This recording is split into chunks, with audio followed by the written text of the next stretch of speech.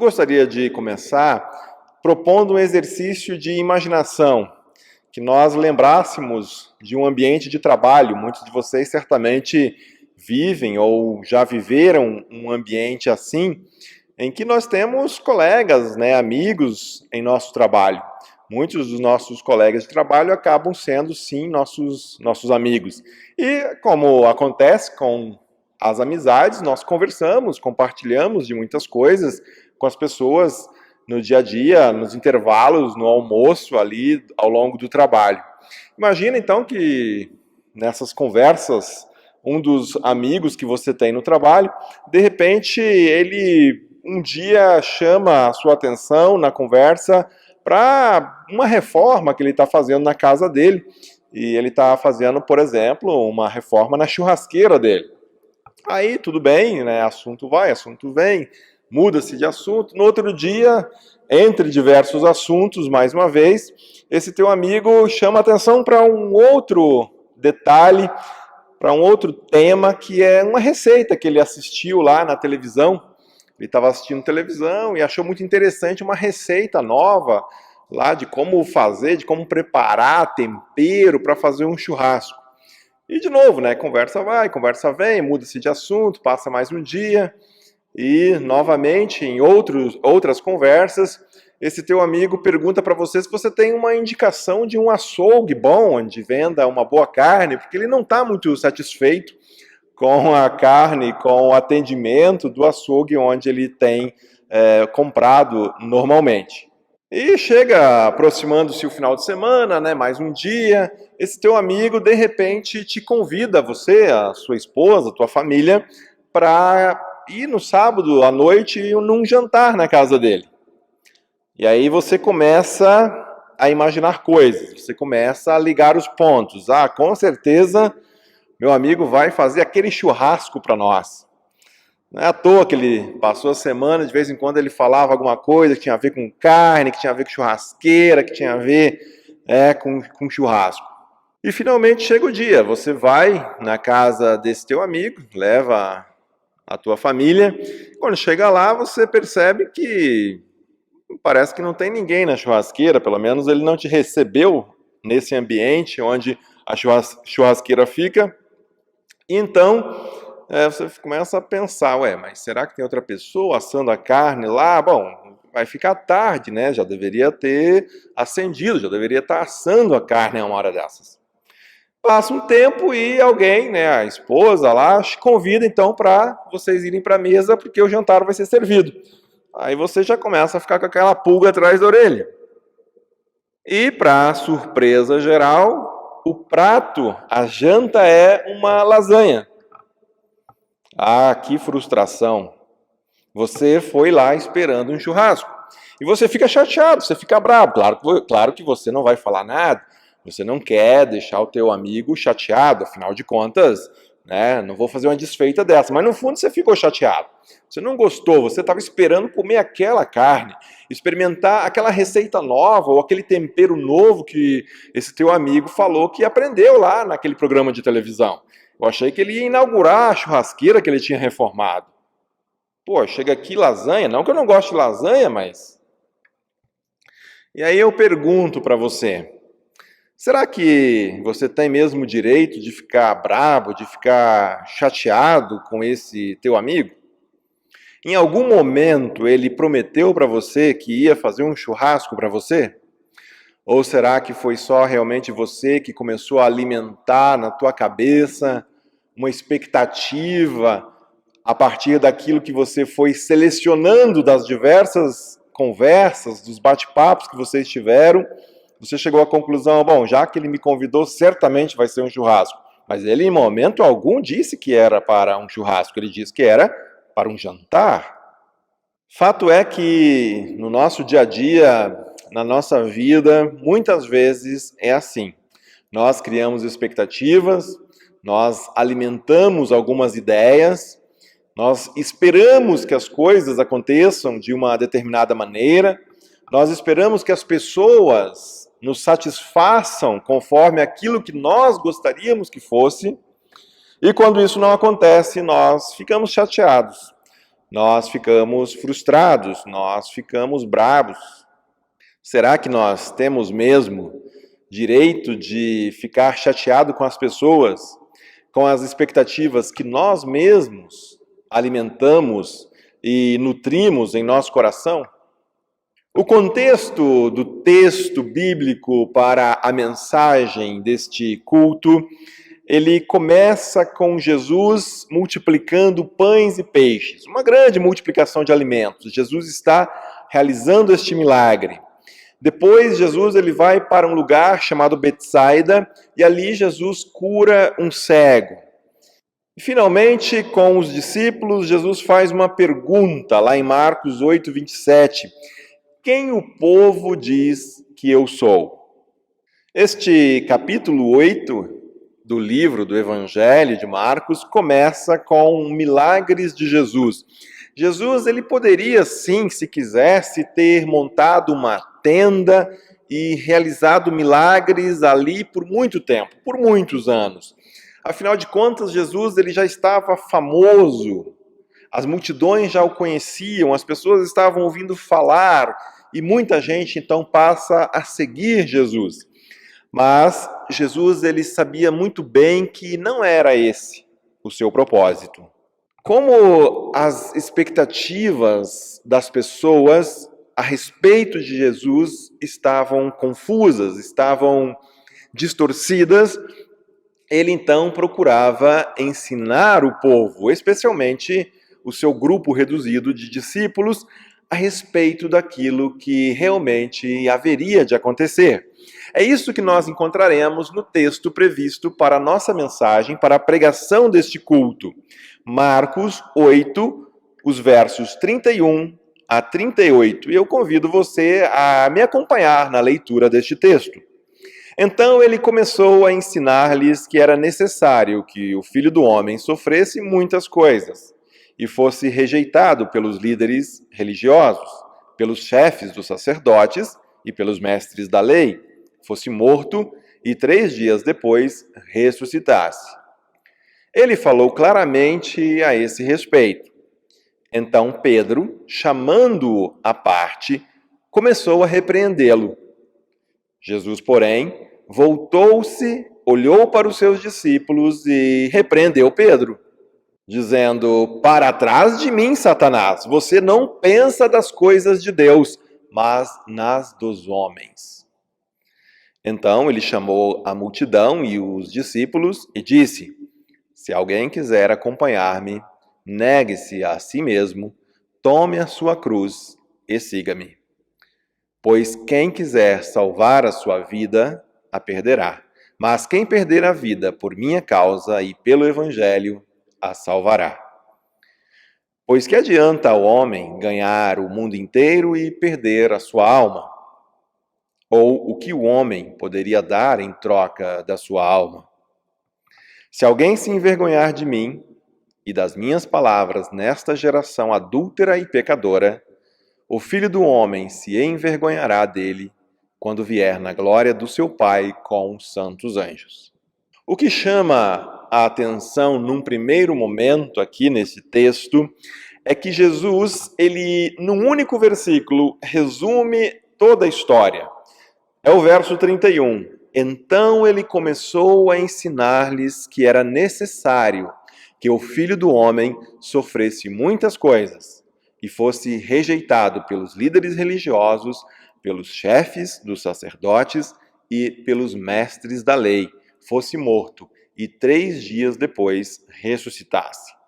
Mas as pessoas, elas não compreendiam, pelo menos não queriam compreender, não queriam aceitar isso. Muitas vezes nós agimos assim, somos avisados, somos alertados, mas não queremos acreditar. Para os discípulos, para o povo, com aqueles poderes incríveis de Jesus, capaz de acalmar tempestades, de multiplicar alimentos, curar enfermos, expulsar demônios. E aquelas pessoas com as suas vidas difíceis, com as suas dificuldades, tudo diante desse Jesus espetacular, entram num grande alvoroço. As autoridades começam a ficar preocupadas, enquanto o povão está maravilhado. As autoridades, elas se preocupam sempre que surge alguém que possa significar algum tipo de ameaça ao seu poder. Jesus estava ficando popular e desafiava os poderes religiosos e políticos da época. Já o povo acostumado que estava ao sofrimento, à miséria, a doenças, à opressão, eles tinham finalmente alguém que parecia se importar com eles. Jesus, ele surge de forma humilde, ele não aparece, ele não surge com discursos e pretensões políticas. Ele não vem carregado de títulos e cargos a partir do Império Romano. Ele também não vem em nome de uma religião instituída. Sua autoridade não depende das vestes, dos cargos, dos títulos da religião. Para o povo, ali estava alguém que finalmente lhes despertava novamente um sentimento de esperança. Sim, Jesus é o Cristo, reconhece Pedro. Esta figura especial, diferenciada, amorosa, misericordiosa, é alguém que nós queremos e nós esperamos há muito tempo. Ele tem que ser o nosso pastor, ele tem que ser o nosso líder. Na verdade, quem sabe ele deveria assumir de vez a liderança de todo o império e ser o nosso governante. Sim, era assim que muitos já estavam pensando. Já imaginaram se esse Jesus fosse o nosso imperador, o nosso presidente? E aí, diante de toda aquela expectativa, quando Jesus diz que era necessário que o Filho do Homem sofresse, fosse entregue nas mãos das autoridades, fosse torturado e morto, que balde de água fria! Não, isso não, jamais, Jesus. Diz o texto que Pedro, olha só, chamou Jesus para um canto para lhe dar uma advertência. Que isso, Jesus? Que papo é esse? Agora que o negócio está começando a ficar bom, você quer estragar tudo desse jeito? É isso mesmo, o texto diz que Pedro repreendeu Jesus.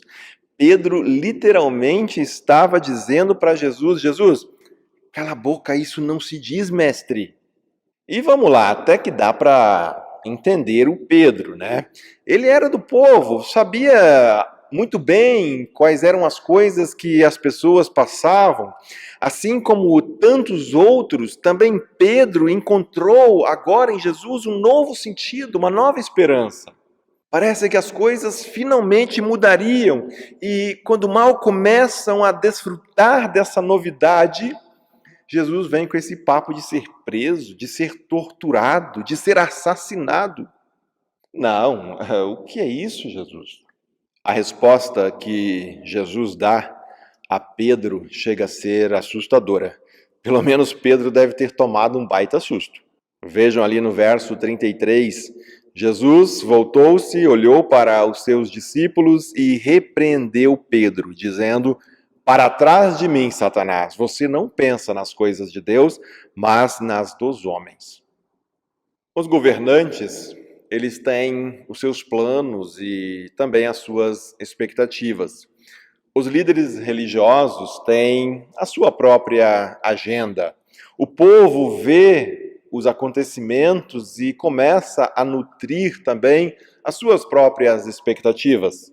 Já os discípulos, aquele grupo mais próximo de Jesus, eles também eram capazes de nutrir, de alimentar planos secretos em seus corações. Quem pode imaginar o que Pedro e os outros já não estavam tramando para Jesus? Quem sabe uma revolta, vamos tomar o poder, quem sabe aproveitar que o povo está aumentando, né? Cada vez era maior a multidão que seguia Jesus. Vamos formar um exército. Sim, os homens têm os seus planos, as suas expectativas, os seus projetos. E Jesus, então, ele precisa ser duro ao desmascarar o quanto nós podemos estar distantes de compreendermos e aceitarmos aquilo que Deus realmente está fazendo. Uma coisa é a expectativa do povo, outra coisa é aquilo que Deus realmente deseja fazer. O que Jesus quer dizer com você não pensa nas coisas de Deus, mas nas dos homens? Bom, muitas pessoas estavam fazendo planos para Jesus, inclusive alguns dos discípulos.